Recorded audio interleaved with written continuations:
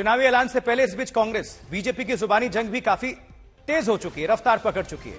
कांग्रेस ने तंज किया है, कांग्रेस ने चुनाव आयोग की निष्पक्षता पर सवाल उठाया है तंज करते हुए, लेकिन भारतीय जनता पार्टी ने पलटवार कर दिया है। शहजाद पूनावाला ने कहा है कि दरअसल ये बहाना है, राहुल को बचाना है, असली मकसद यही है। अशोक सिंघल हमारे सहयोगी लगातार जुड़े हुए हैं। अशोक, आम आदमी पार्टी और भारतीय जनता पार्टी ने अपनी अपनी तैयारियों को तो धार देने में लग गई हैं, लेकिन कांग्रेस के अभी आप प्रभारी को सुन रहे थे, वो उनका तो कहना है कि किस तरह से वहां पर भारतीय जनता पार्टी और आम आदमी पार्टी की जो जंग है उसमें कांग्रेस ही भारतीय जनता पार्टी को टक्कर दे सकती है। लेकिन टिकट बंटवारे पर तो उनका फोकस है, लेकिन जमीन पर आपको अभी तक नजर आए क्या? देखिए, कांग्रेस ने एक स्ट्रेटेजी है जो कि का ये कहना है कि जो विनिंग सीटें थी उनकी, जो पिछली बार जीती थी एक तो सीटें, और जो कम मार्जिन से हारी थी, उन पे ज्यादा कंसंट्रेट किया हुआ है कांग्रेस ने। और वो गांवों में ज्यादा डोर टू डोर कैंपेन है या टीमें बना करके लोगों से मिलने का है, जो पब्लिक से कांटेक्ट करने की बात हो रही है, उस ढंग से कैंपेन कर रही है। क्योंकि कांग्रेस के कुछ नेताओं से मेरी बात हुई, उनका कहना था कि एक रैली करके चले जाओ, उससे ज्यादा इंपैक्ट नहीं होता। इससे ज्यादा यह कि लोगों से कांटेक्ट किया जाए, मोहल्लों में जाके कांटेक्ट किया जाए, घरों में कांटेक्ट, तो उसके लिए टीमें बनाई। तो चुपचाप वो कैंपेन कर रही है, मीडिया में बेशक ना दिखे, लेकिन कांग्रेस कॉन्फिडेंट है। जैसे अभी सुन रहे थे हम कांग्रेस के नेता को कि इस बार बीजेपी को हरा करके कांग्रेस की सरकार बनेगी और आम आदमी पार्टी कहीं नहीं है। लेकिन ये ठीक है, एक पॉलिटिकल दावे और क्लेम होता है, लेकिन कांग्रेस लगी हुई है। अशोक गहलोत भी गुजरात में पहुंच गए हैं और अपने तरीके से कैंपेन कांग्रेस कर रही है। उनका ये कहना है कि हम सिर्फ उन्हीं सीटों पे फोकस कर, जो कि उनको लगता है जो पिछली बार जीत नहीं पाए थे, इस बार जीत सकते हैं। कांग्रेस की तरफ से प्रेस कॉन्फ्रेंस भी होने वाला है अशोक, इसको लेकर। हाँ बिल्कुल, प्रेस कॉन्फ्रेंस देखिए कांग्रेस करेगी, आम आदमी पार्टी की तरफ से बयान आएगा, बीजेपी की मीटिंग चली रही है। तो कांग्रेस देखिए, कांग्रेस ने सवाल उठाया है चुनाव आयोग की निष्पक्षता को लेकर के, तंज किया है, इनडायरेक्टली सवाल उठाया है। उनका यह कहना है कि हिमाचल प्रदेश के जब चुनावों की तारीखों की घोषणा की गई, क्यों नहीं गुजरात की गई, साथ ही की जानी चाहिए थी, क्योंकि उन्होंने बीजेपी को, सरकार को मौका दिया ताकि और। लेकिन अशोक, भारतीय जनता पार्टी को सब घेरने में तो लगे हुए हैं, कब्जा करना चाहते हैं, उलटफेर करना चाहते हैं, लेकिन सिर्फ एंटी इनकम्बेंसी पर ही उनका फोकस है। इस बीच अहमदाबाद में भारतीय जनता पार्टी नेताओं की बैठक चल रही है, मंथन का दौर चल रहा है। ये बड़ी खबर आपको बता दें। देखिए, चुनाव आयोग आज तारीखों का ऐलान करेगा। गुजरात विधानसभा चुनाव के मद्देनजर 2 फेज में आज संभव है चुनाव, लेकिन इसके पहले बीजेपी ने बैठक बुलाई है, बड़ी मीटिंग चल रही है। गोपी घांगर गुजरात से हमारी सहयोगी जुड़ी हुई हैं। गोपी, इस बैठक के मायने क्या हैं और कौन कौन इसमें शामिल हो रहा है और क्या यह मीटिंग शुरू हो चुकी है? बिल्कुल, देखिए, इस बैठक में गृह मंत्री अमित शाह, साथ ही गुजरात के बीजेपी के अध्यक्ष CR पाटिल, भूपेंद्र पटेल जो मुख्यमंत्री है, साथ ही भूपेंद्र यादव जो गुजरात बीजेपी के प्रभारी है, ये सारे लोग इस मीटिंग में शामिल होंगे। साथ ही संगठन के जो नेता है वो भी यहाँ पे शामिल होंगे।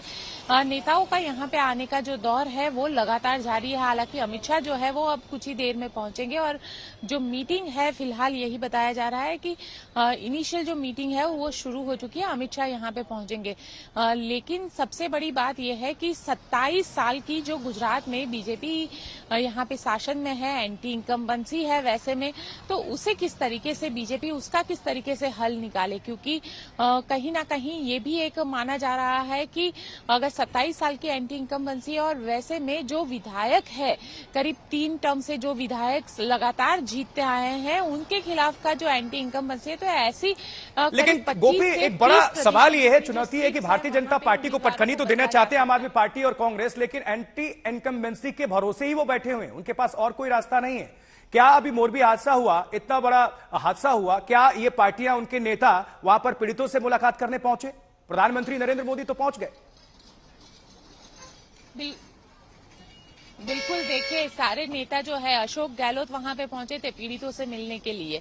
साथ ही आम आदमी पार्टी के गुजरात के जो अध्यक्ष है गोपाल इटालिया और ईसुदान गढ़वी, ये दोनों भी वहां पे पहुंचे थे। लेकिन सवाल यहाँ पे ये आ रहा है, क्योंकि मोरबी में जिस तरीके से हादसा हुआ, ये इंसानी लापरवाही ही गिनी जाती है, क्योंकि जिस तरीके से ये इतने साथ लापरवाही से कहीं बढ़कर अपराध, जितने जो लोग हैं उनको ब्रिज पर जाने दिया, बिल्कुल ये एक अपराध ही कहेंगे। क्योंकि आशुतोष, देखिए, 300 से ज्यादा लोग उस वक्त ब्रिज पर मौजूद थे। इतने ज्यादा लोग कैसे गए वहां पे? ये इंसानी तो क्या ये मुद्दा बनेगा गुजरात विधानसभा चुनाव में? गोपी, लोग क्या कह रहे हैं, आपको जमीन पर क्या नजर आ रहा है? क्या ये मुद्दा बनेगा? बिल्कुल ये मुद्दा है, बिल्कुल ये मुद्दा है। आशुतोष, ये बिल्कुल मुद्दा है और सौराष्ट्र की जो सीटें हैं उस पे ये मुद्दा जरूर इफेक्ट करेगा, क्योंकि देखिए सौराष्ट्र में दिवाली की छुट्टियों में पूरे वहां पे अलग अलग सौराष्ट्र के शहरों से लोग आते हैं और जिस तरीके से ये हादसा हुआ ये प्रशासन की लापरवाही ही कही जाएगी। और वैसे में जिस तरीके से सौराष्ट्र की सीटों का अगर हम आकलन करें तो 54 जितनी सीट्स है, जिसमें बीजेपी को पिछले चुनाव में अच्छा खासा नुकसान भुगतना पड़ा था। तो देखिए किस तरह से जुबानी जंग है, ये भी देख लीजिए। हम आपको ग्राफिक्स के माध्यम से दिखा भी रहे हैं। आम आदमी पार्टी की तरफ से क्या कुछ कहा जा रहा था कि कंस की औलाद, और उसके बाद से भारतीय जनता पार्टी ने उनको याद दिलाई, पलटवार किया। लेकिन सबसे बड़ी बात यही है कि क्या गुजरात में विकास के मुद्दे पर चुनाव होगा, यह प्रश्न चिन्ह है। सुनिए जरा प्रतिक्रिया। भारतीय जनता पार्टी जो विश्वास पूरो कर्यो, गुजरात ने समग्र देश में पहला नंबरे लई गया, एनु गौरव ए गुजरातनी जनताना धन्यवादनी आ यात्रा छे। आ यात्रा नरेंद्र मोदीजीना विजन अने एमना परिश्रमथी आज काश्मीर थी कन्याकुमारी अने आसाम थी लई गुजरात सुधी समग्र देश आज विकासना रस्ता पर आगे वधी रह्यो छे, एनु गौरव छे। 6-7 घंटे की बिजली देते हैं और वो भी इतनी महंगी देते हैं। अभी वहां पे भाई साहब बता रहे थे कि 5-5 हजार रुपए महीने का बिल उनको देना पड़ता है। नया कनेक्शन नहीं मिलता है, कई सालों का वेटिंग लिस्ट है और वो 6 घंटे जो आती है उसमें भी पावर कट लगता है। मेरे को याद है पिछले 2014 के चुनाव के पहले बीजेपी के नेताओं ने दिल्ली भी आए, उत्तर प्रदेश भी गए, जब चुनाव लड़ रहे थे लोग, पूरे देश में जा जाके उन्होंने छाती चौड़ी करके बोला गुजरात में बिजली बनती है, यहां पे बिजली आती है तो न्यूज बनती है। अब मेरे को पता चला यहां पे तो बिजली जाती बहुत है। बिजली पानी को फिर से शामिल करते हुए अरविंद केजरीवाल, गोपी घांगर हमारे साथ जुड़ी हुई हैं और अशोक सिंघल दिल्ली से जुड़े हुए हैं। अशोक, मैं आपसे समझना चाहूंगा, हर पार्टी विकास का दावा और दम करती है कि उनकी पार्टी ने ही विकास कराया है और गुजरात मॉडल की भी चर्चा होती है, लेकिन क्या इस विधानसभा में विकास मॉडल को लेकर चुनाव होंगे? इस विधानसभा चुनाव में गुजरात के अंदर देखिए, बिल्कुल विकास मॉडल को लेकर चुनाव मैदान में उतरी है और पिछले लगातार 27 साल से बीजेपी की वहां सरकार है और नरेंद्र मोदी जितने दिन भी मुख्यमंत्री रहे, मॉडल की बात की, उसी मॉडल के तहत ही वो केंद्र में प्रधानमंत्री भी बने।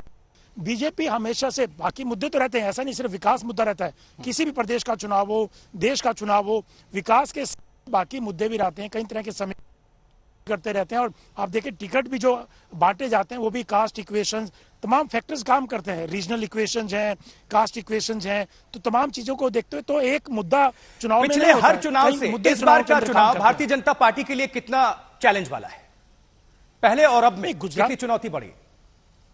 नहीं, हर चुनाव किसी भी पार्टी के लिए बड़ा होता है और चैलेंज होता है। बीजेपी के लिए भी, चाहे गुजरात का चुनाव है, हिमाचल का चुनाव है, दोनों जगह बीजेपी को लगता है कि दोबारा से सत्ता उनकी आए, सरकार उनकी बने और हिमाचल में रिपीट किया जाए, जो अभी तक रिपीट नहीं हुई है कभी भी, की भी सरकार दोबारा रिपीट नहीं हुई। और गुजरात में तो बीजेपी के लिए, क्योंकि खुद प्रधानमंत्री वहां से आते हैं, अमित शाह वहां से आते हैं, और कहा जाता है कि पिछली बार भी जब इतनी टाइट सिचुएशन थी, नरेंद्र मोदी आखिरी के 2 दिन सड़क पर निकल गए थे, कैंप लोगों के बीच थे, तो चीजें बदल गई थी और सत्ता में प्रधानमंत्री नरेंद्र मोदी की मौजूदगी और उनका भाषण अपने आप बहुत सीटों पर फर्क डाल देता है और समीकरण को चेंज कर देता है, गेम चेंज कर देता है। एक छोटा सा सवाल गोपी से। गोपी, आम आदमी पार्टी दावा तो कर रही है कि 90 से 95 सीटें जीत लेगी और लोग और शायद उनको ज्यादा सीटें दे दे, लेकिन ये हवाई दावे सिर्फ नजर आ रहे हैं, जमीन पर क्या है? देखिए, जमीन की बात करें तो आम आदमी पार्टी जिस तरीके से लगातार कैंपेनिंग कर रही है और गुजरात में खास करके जिस तरीके से फ्री की रेवड़ी की बात कर रही है, तो वैसे में अब सवाल यहाँ पे ये खड़ा होता है कि अगर ये जो, देखिए पहली बार ऐसा हो रहा है कि 182 सीट पर कोई तीसरी पार्टी सारी टिकटों पे लड़ रही है। तो वैसे में ये भी दिलचस्प होगा गुजरात के लिए देखना कि क्या होता है। और वैसे में अगर आम आदमी पार्टी का इम्पैक्ट जो है, क्योंकि जितना भी फ्री की बात देने की बात हो रही है, अगर वहां की बात की जाए तो अगर ये लोअर मिडिल क्लास पे इसका इम्पैक्ट आता है तो कहीं ना कहीं जो वोट बैंक है वो कांग्रेस का जो वोट बैंक कहा जाता है उसको का शायद इसका इम्पैक्ट होगा। लेकिन अगर ये अर्बन इलाकों में जो मिडिल क्लास है उस पे इसका इम्पैक्ट अगर देखा जाता है तो ये बीजेपी को डैमेज कर सकता है। ये फिलहाल जो जानकार है वो मानते हैं। चलिए, ये तो आने वाला वक्त ही तय करेगा कि भारतीय जनता पार्टी फिर से सत्ता में आती है या फिर कुछ और यहां पर खेल हमें देखने को मिलता है।